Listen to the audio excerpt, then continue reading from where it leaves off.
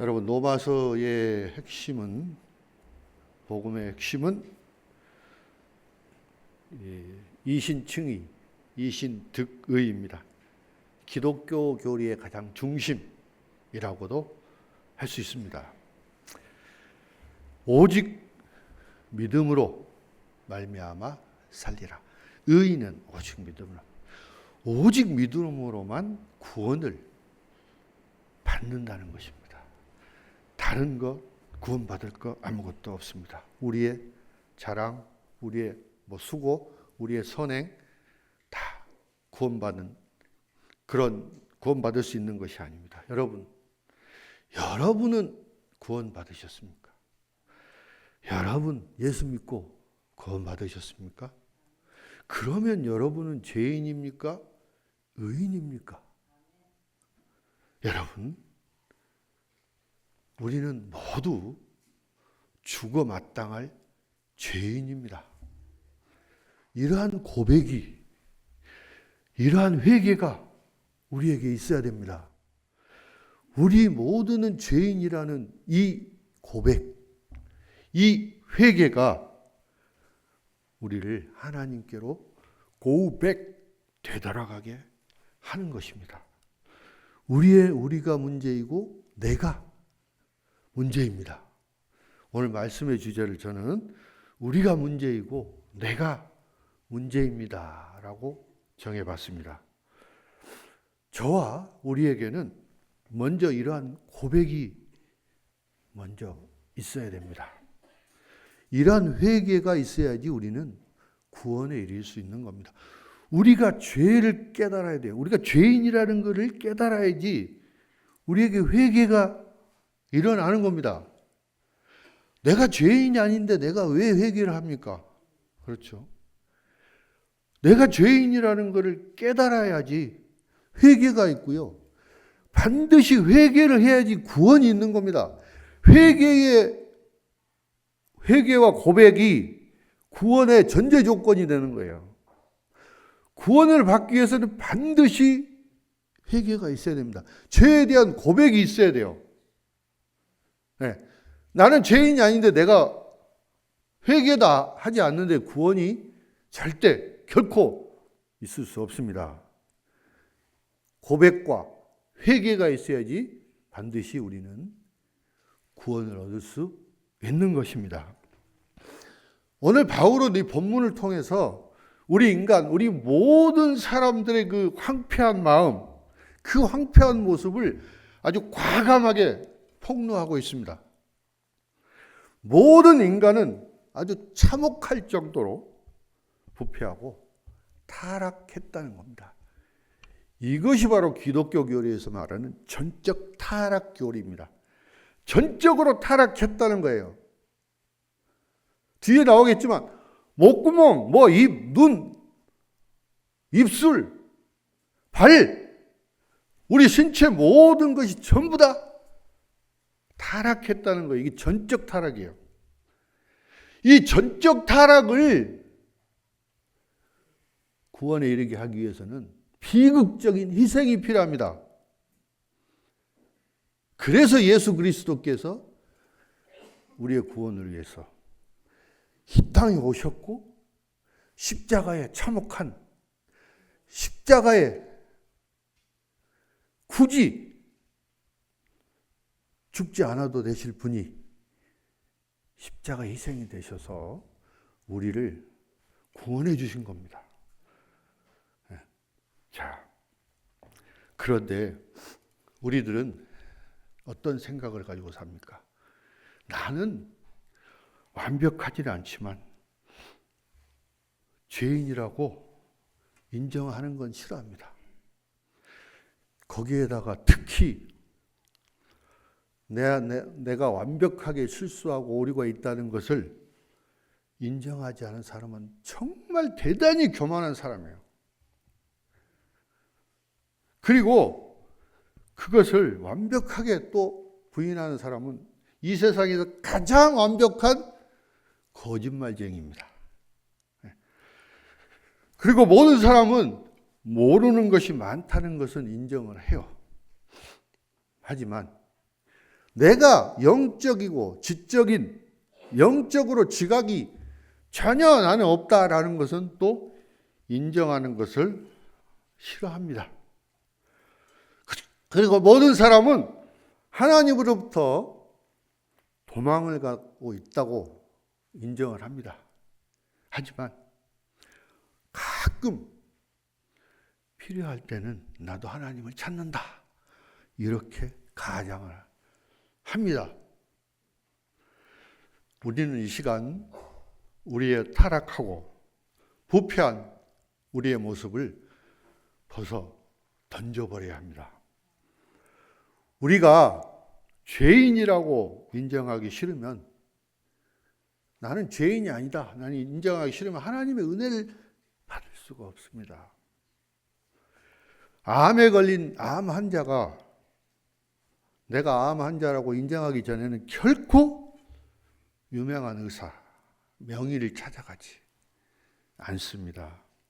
내가 건강하다고 생각하면 결코 의사를 찾지 않습니다. 내가 영적인 아주 심각한 병에 걸려 있다라고 발견을 해야지만 우리는 명의 되시는 우리 주 예수 그리스도를 찾게 되는 것입니다. 자, 여러분 9절에 보시면 유대인이나 헬라인이나 다 죄 아래 있다고 우리가 이미 선언하였느니라. 자, 9절에서 말하고 있는 유대인들이 이렇게 반문을 합니다. 그러면 어떡합니까? 우리는 그래도 최소한 하나님의 신탁을 맡은 특권층인데 우리는 조금 낫지 않습니까? 이렇게 반문을 합니다. 근데 사도 바울은 유대인이든 이방인이든 우리 모든 사람은 전혀 다를 게 없다. 누구나 다 똑같이 죄인이다. 이렇게 선언을 하고 계시는 거예요. 10절에서부터 12절 같이 한번 읽겠습니다. 의인은 없나니 하나도 없으며 다 치우쳐 함께 무익하게 되고 선을 행하는 자는 없나니 하나도 없도다. 아멘.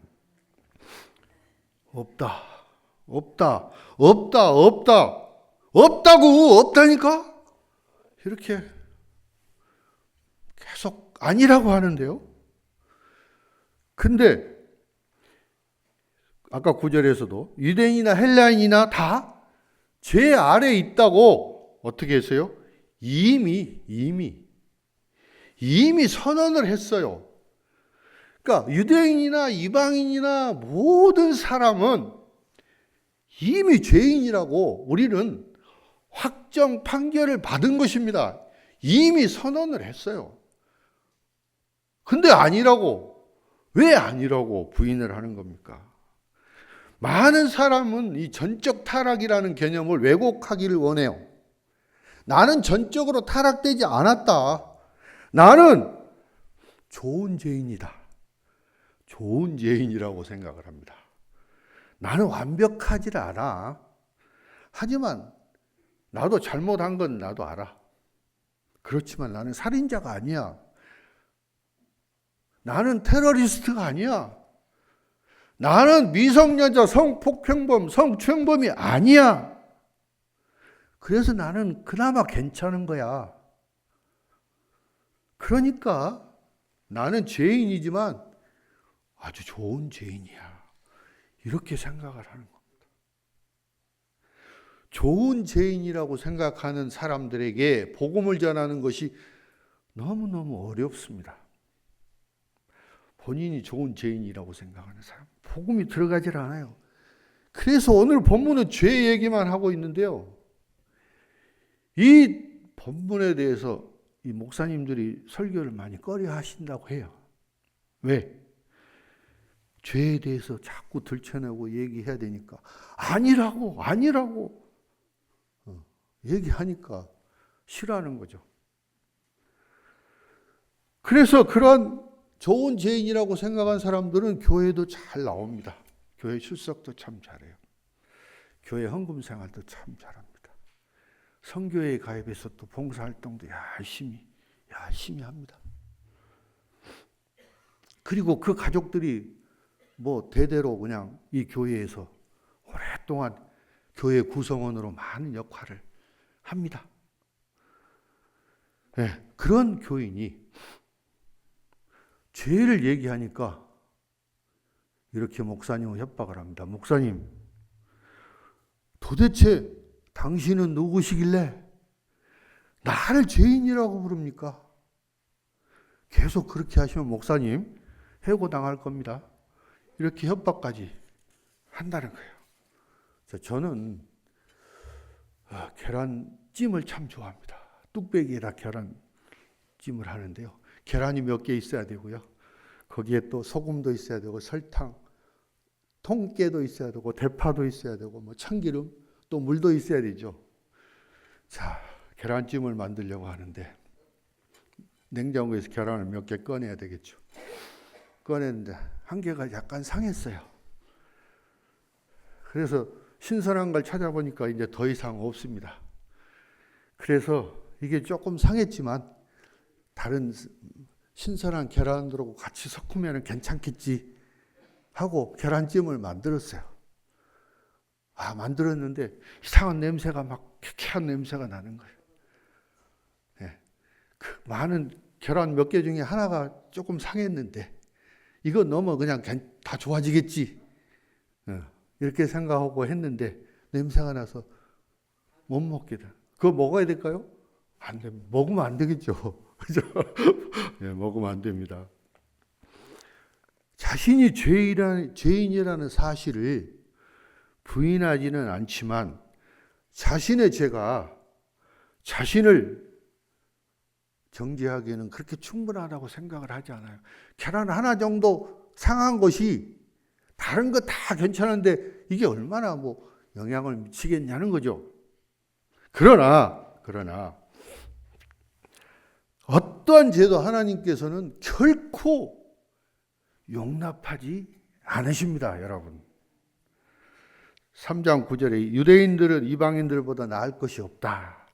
왜냐하면 누구나 모두 다 죄 아래 있기 때문이다. 이렇게 말씀을 하고 있죠. 유대인이나 이방인들이나 모든 사람은 죄인이기 때문에 율법의 행위로 의롭다고 받을 수가 없고 또한 하나님의 그 올바른 신분을 얻을 수가 없습니다. 칭의, 득의, 의를 얻을 수가 없고 의롭다고 칭함을 받을 수가 없는 거예요. 모든 사람이 죄 아래에 있기 때문에 하나님께서 죄로부터 우리를 구원할 그 구세주를 보내주셨다는 거예요. 이 얼마나 기쁜 소식입니까? 이게 바로 복음입니다. 이 복음이 우리에게 꼭 필요한 것입니다. 또 10절과 11절 보시면 의인도 없고 깨닫는 자도 없다 말씀하고 있습니다. 시편 14편 1절부터 3절까지 한번 같이 읽겠습니다. 어리석은 자는 그의 마음에 이르기를 행실이 가증하니 선을 행하는 자가 없도다. 여호와께서 하늘에서 하나님을 찾는 자가 있는가 보려 하신즉 다 치우쳐 함께 더러운 자가 되고 선을 행하는 자가 없으니 하나도 없도다. 전도서 7장 20절도 한번 보겠습니다. 선을 행하고 전혀 죄를 범하지 아니하는 의인은 세상에 없기 때문이로다. 마치 예수를 믿는 것, 하나님 말씀을 믿는 것, 기독교로 교인이 되는 것, 또 하나님을 경건히 여기는 것이 세상 사람들은 어리석은 걸로 생각을 하고 지식이 없다라고 생각을 합니다. 그러나 더 어리석은 자는 바로 하나님이 없다고 생각하는 사람입니다. 이러한 인간의 악하고 이 타락한 마음이 바로 지성이나 또는 경건함이 아니고 이게 바로 죄입니다. 이게 바로 인간의 죄입니다. 죄. 또 3장 11절 말씀 보면 하나님을 찾는 자가 없다고 말씀하고 있어요. 인간의 본성의 그 타락함이 많은 사람들을 선보다도 악으로 내몹니다.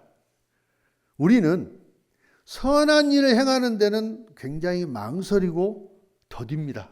하지만 나쁜 짓, 악한 일은 쉽게 해버려요. 너무너무 쉬워요. 이게 바로 우리 인간의 타락한 본성 때문에 선보다도 악이 더 쉽고 먼저 나타나게 되는 것입니다. 우리는 순결보다도 불순함, 절제보다도 무절제, 이런 것들을 고의로 택하고 삶과 죽음 가운데서 고의로 죽음을 택하는 겁니다.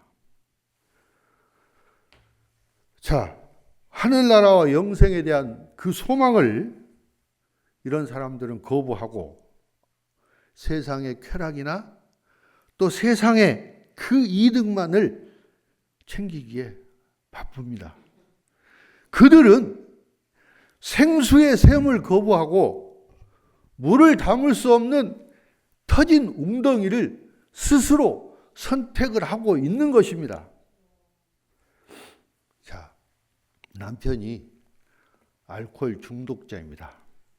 아내는 어떻게 해야 될까요? 당연히 술 주정뱅이 남편을 구해내야 되겠죠. 그런데 아내는 남편을 위해서 또한 변명을 해야 됩니다. 그리고 끊임없이 남편을 구하기 위해서 노력을 해야 됩니다. 그러면서 남편한테는 이렇게 또 쏘아붙입니다. 내가 당신을 위해서 뭘 하는지 알아? 그러나 난 당신을 결코 떠나지 않을 거야. 나는 우리 가족을 유지하려고 노력할 거야. 결혼 생활을 유지하려고 노력할 거야. 우리 가족을 경제적으로 내가 지탱하려고 노력하고 있어. 당신 때문에 왜 내가 이 고생을 해야 하지? 당신이 나에게 하는 짓을 한번 봐봐. 나는 당신을 위해서 너무나 많은 그 고통을 겪고 있어. 당신에게 너무 많은 걸 주는데도 당신은 계속 술만 먹고 있어. 이렇게 쏘아붙이고, 겉으로 보기에는 이 아내가 대단히 봉사하는 사람인 것처럼 보입니다. 남편에게 굉장히 희생하는 것처럼 보입니다. 그런데 자, 만약에 남편이 재활을 하고 술을 점점 끊게 되면 그 가정이, 결혼 생활이 깨지는 경우들이 있다고 합니다. 왜 그러냐면 그 아내는 남편을 결코 사랑하지 않기 때문입니다. 남편을 위해서 희생할 각오가 되어 있지 않습니다. 이 모든 행위, 모든 일들이 다 자기를 위한 것입니다. 자기를 보여주기 위한 것이고, 자기가 선한 것처럼, 남편을 섬기는 것처럼 하지만 자기를 섬기는 것이고, 자기 자신을 사랑하는 사람이에요. 굉장히 이기적인 아내이죠. 아내는 모든 옳은 일을 했지만 그 모든 일들이 다 자기 자신을 위한 일이었습니다. 자, 여러분, 바울은 이러한 모습이 실제로 우리 모두에게 다 해당이 된다고 말하고 있습니다. 성령이 들어와서 우리의 마음을 바꿔놓지 않는 한 아무도 하나님을 위해서 하나님을 섬기지 않습니다. 실제로 아무도 하나님을 찾지 않습니다. 아무도 선을 행하지 않습니다. 성도들은 스스로 하나님을 찾았다고 생각할지 모르지만 자기가 하나님을 찾은 것이 아닙니다. 자기 자신은 하나님으로부터 늘 도망을 가는데 하나님께서 계속 추적해서 찾아내시는 겁니다. 하나님이 그 사람을 찾고 부르시지 않았다면 아마 그는 영원히 구원으로부터 멀어지고 멸망을 했을 것입니다. 또 3장 12절 보시면 다 치우쳐 함께 무익하게 되고 선을 행하는 자는 없나 하나도 없다. 무익하게 되었다라는 것은 우리 모두가 하나님을 배반하고 변절해서 맛없는 소금이나 썩은 사과가 되었다는 것입니다. 자, 우리 이렇게 한번 상상을 해보겠습니다. 지하철에 출퇴근 시간에 그 많은 사람들이 있어요. 여러분, 그 중에 의인이 한 명도 없다고 한번 생각을 해보세요. 많은 과학자나 박사들이 수두룩한데 하나님을 아는 지식이 없다는 것이 여러분 이해가 됩니까? 대형교회 그 수많은 교인들 중에 의인이 한 명도 없다. 상상이 되십니까? 한국교회 1200만 성도들 중에 의인이 단 한 명도 없다. 상상이 되십니까? 아니, 세계의 인구 73억 인구 중에서 의인이 단 한 명도 없다. 상상이 되십니까? 의인은 비교 개념이 아닙니다. 노아는 당대의 의인이라고 분명히 하나님 성경 말씀에 쓰여 있습니다. 근데 오늘 본문 기준으로 보면 노아는 의인이 아니고 죄인입니다. 노아도 역시나. 하지만 그가 구원받은 것은 하나님이 의롭다고 부르셨기 때문에 칭의, 의인이라고 칭함을 받았기 때문에 그가 구원을 받은 것입니다. 소돔과 고모라는 의인 50명, 45명, 40명, 30명, 20명, 단 10명이 없어서 망하고 말았습니다. 의인은 상대적인 개념이 아니고 절대적인 개념입니다. 남하고 비교해서 나는 의인이다. 나는 저 사람보다 그래도 내가 좀 낫지 않을까? 아닙니다. 하나님의 기준은 절대적인 기준에서 죄인이냐 의인이냐를 따지는 겁니다. 따라서 우리 인간 중에는 단 한 사람도 의인이 없습니다. 모두 다 우리는 죄 아래에 있는 죄인입니다. 오직 우리 주 예수 그리스도, 인간으로 오신 우리 주 예수 그리스도 그분 한 분만이 의인이십니다. 그래서 그분의 희생에 의해서 우리 죄인들이 구원을 받게 된 것입니다, 여러분. 죄는 우리의 삶을 지배해서 우리가 그 죄의 정욕에 복종하게 만듭니다. 그래서 바울은 이것을 죄의 노예라고 말합니다. 노예. 우리는 죄의 노예예요, 노예. 그리고 죄의 행위는 질병의 증상하고 똑같아요. 어디 한 군데가 잘못되면, 입이 죄인이면 입만 그런 게 아니고 전 신체에 다 금방 질병이 퍼지는 것처럼 다 퍼져서 전체가 타락하고 부패하는 죄인이 되는 것입니다. 따라서 우리는 죄로 인해서 하나님 앞에 스스로 설 수 있는 사람은 단 한 사람도 없다는 거 여러분 명심하시기 바랍니다. 13절에서 18절 말씀을 계속 보시면 목구멍, 혀, 입술, 입, 발, 눈 이렇게 신체 모든 기관들을 다 동원해서 다 타락했다, 부패했다라고 말하고 있습니다. 13절에 보시면 그들의 목구멍은 열린 무덤이다. 자, 시편 5편 9절 말씀 한번 보겠습니다. 그들의 입에 신실함이 없고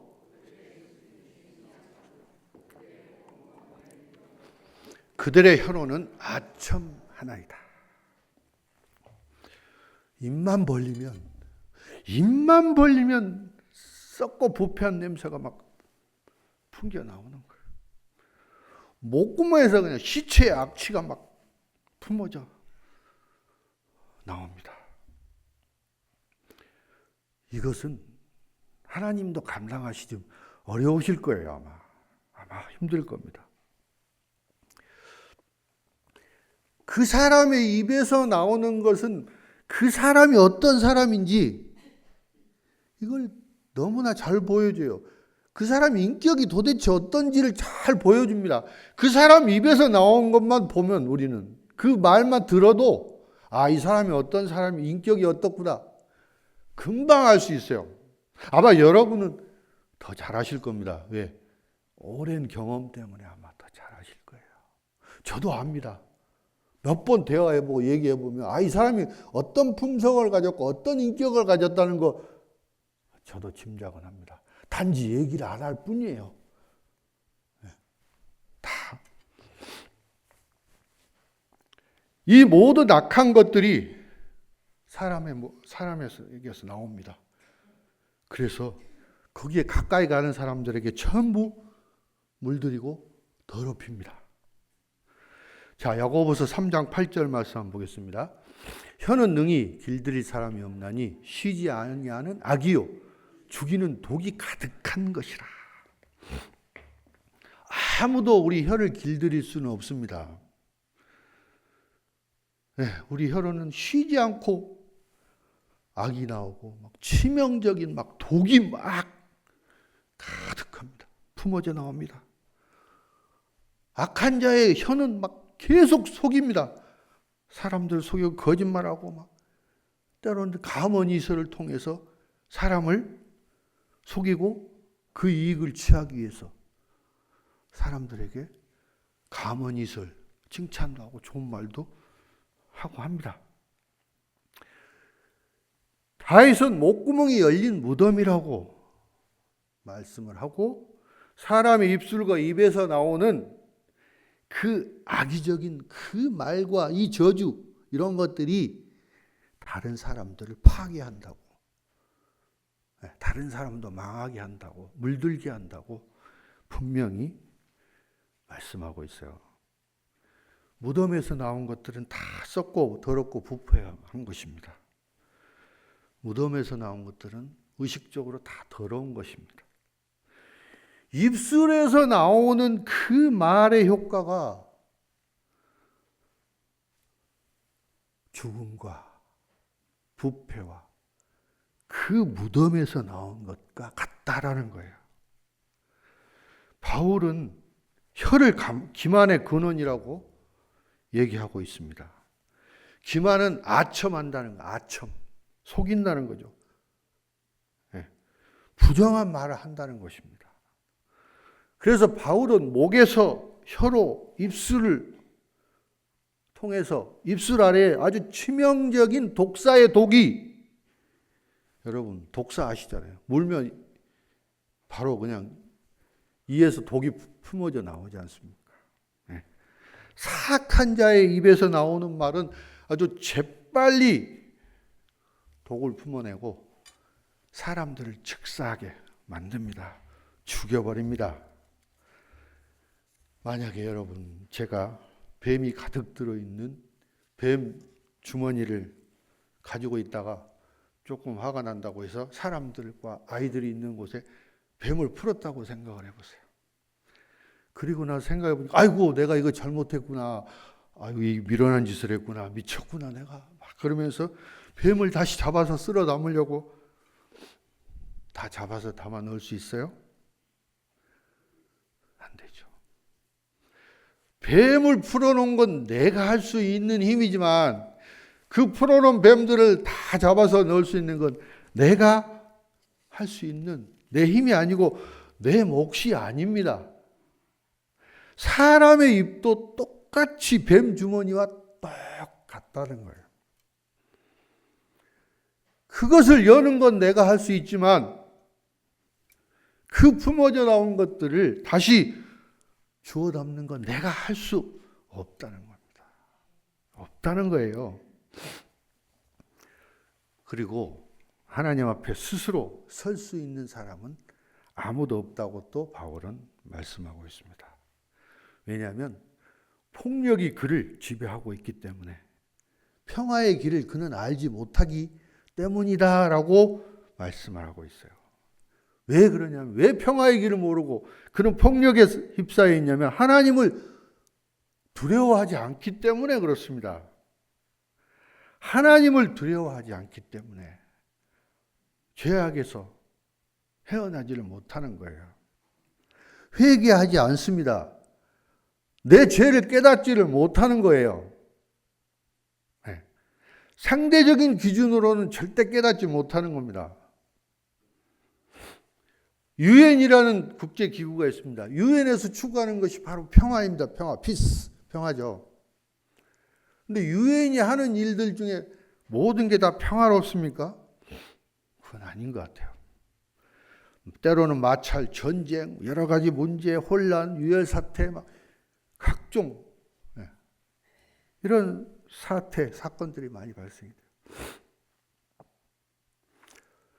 평화를 위해서 일하는 것은 잘못된 건 아닙니다. 하지만 우리 인간의 기본적인 본성이 약하기 때문에 평화에 대한 기대를 할 수가 없는 겁니다. 인간은 죄인이기 때문에 그렇다는 겁니다. 자, 그리고 그들은 눈앞에 하나님을 두려워함이 없다 말씀하고 있는데요. 자, 진흙탕 물이 있습니다. 그릇에 담아 놓으면 이게 한참 지나면 진흙이 밑에 쫙 가라앉습니다. 그래서 위에는 아주 맑아집니다. 그리고 완벽하게 맑게 보입니다.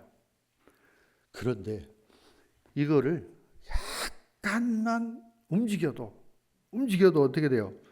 밑에 가라앉아 있는 침전물들이 다시 솟아나서 금방 물이 어떻게 돼요? 걸쭉해지고 아주 탁해집니다. 우리의 마음도 마찬가지. 우리 마음 속에는 육체적인 욕망과 그러한 진흙들로 가득 차 있다는 거예요. 그래서 순수한 물이나 거룩하고 선한 그런 생각들이 결코 흘러나올 수가 없는 거예요. 가만히 두면은 그 정욕과 그런 것들이 쉬고 바닥에 가라앉습니다. 그러나 죄에 지을 기회를 조금이라도 주거나 자극이 조금만 가해져도 폭발합니다.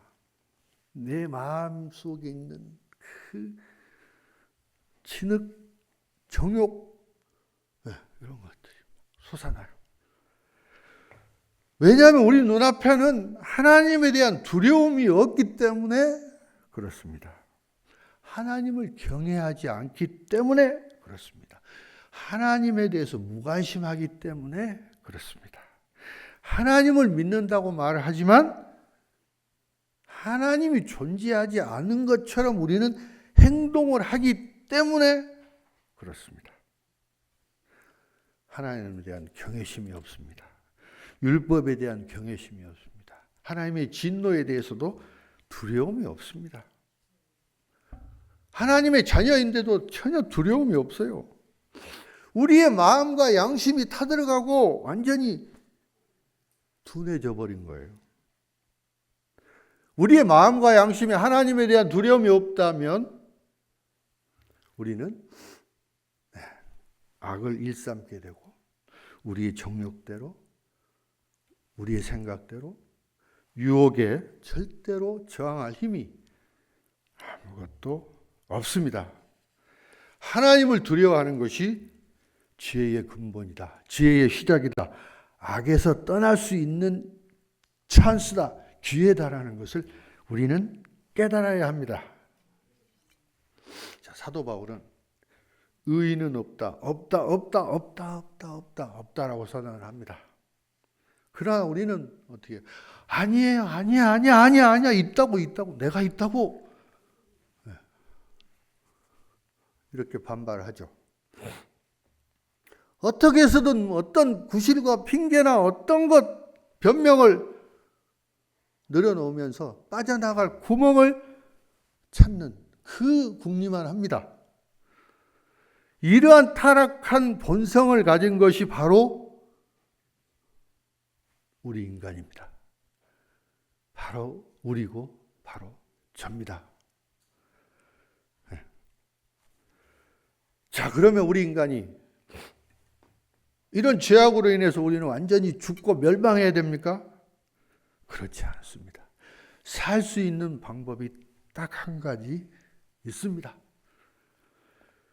우리의 중보자이신 예수 그리스도께서 하나님 앞에 가서 특별 사면을 해달라고 청원을, 탄원서를 제출하는 것입니다. 그것이 바로 뭡니까? 복음이에요. 복음. 복음을 통해서만 우리는 사형을 면할 수 있고 멸망을 면할 수 있고 구원을 받을 수 있는 것입니다. 사랑하는 성도 여러분, 우리 시대의 기독교의 가장 큰 어려움은 그 기독교를 우리가 믿기에 너무 위대하다는 것입니다. 인간의 본성은 일반적으로 인간 스스로 아주 비겁하고 죄악이 가득 차 있습니다. 여러분, 예수 그리스도의 십자가 그 희생을 여러분은 사실이라고 믿습니까? 무한하신 하나님께서 우리 인간을 위해서 그런 놀라운 일을 행하셨다고 믿습니까? 인간의 육신으로 나타난 하나님, 누가 그 사실을 믿을 수 있겠습니까? 아마 교회에 나오시는 분들 중에도 못 믿는 분들이 더러 계실 거예요. 트리니티, 삼위일체를 이해하는 데도 몇십 년이 걸린다고 어떤 교인은 그런 고백을 합니다. 우리가 믿지 못한 우리 인간의 그 전적 타락입니다. 다 부패하고 타락한 겁니다. 이거를 회복하고 극복하기 위해서는 예수 그리스도, 단 한 사람인 의인인 예수 그리스도의 그 보혈의 피, 그 희생이 필요했던 겁니다. 이 비극적인 그 희생이, 그 사실이 필요했던 거예요. 그래서 하나님은 아무 죄 없는 예수님을 십자가에 매달으셨어요. 왜? 우리의 죄를 위해서. 우리의 죄를 위해서 예수님을 기꺼이 희생을 시킨 것입니다. 여러분, 하나님의 진노 아래에 있는 우리 죄인, 우리 인간은 하나님의 그 자비로 예수 그리스도의 그 십자가 희생으로 구원의 길을 걸을 수 있다는 그 놀라운 소식, 그 좋은 소식, 그 기쁜 소식, 이게 바로 우리를 구원할 수 있는 복음이 아니겠습니까? 구원은 하나님의 은혜롭고 공로 없이 아무 대가 없이 주시는 영광스러운 선물입니다. 구원은 하나님의 독생자 이름을 믿는 모든 사람들에게 거저주는 선물입니다. 구원은 오직 하나님의 은혜로, 오직 믿음으로 예수 그리스도 안에서 주어지는 선물인 것입니다. 우리는 완전히 전적으로 타락했지만 하나님은 여전히 나를 사랑하십니다. 또 내 삶에 놀라운 계획을 하나님은 갖고 계십니다. 여러분, 이 전적인 하나님의 은혜로 구원받는 이 우리가 열린 무덤 같은 이 목구멍으로 하나님에게 사랑을 고백하고 하나님을 찬양하는 이 목구멍으로 바뀐 거에 대해서 우리를 늘 감사해야 합니다. 피 흘리는데 바쁘게 뛰어다니던 이 발로 그 복음의 복된 소식을 전할 수 있는 아름다운 발이 될 수 있도록 변화시켜 준 것에 대해서 우리는 늘 감사해야 합니다. 여러분, 오직 예수 그리스도의 믿음으로 구원받을 수 있다는, 오직 믿음으로 구원받을 수 있다는 그 확신을 가지고 여러분의 믿음 생활 잘하시고 여러분에게 주어진 사명을 잘 감당하시기를 주님의 이름으로 축원합니다.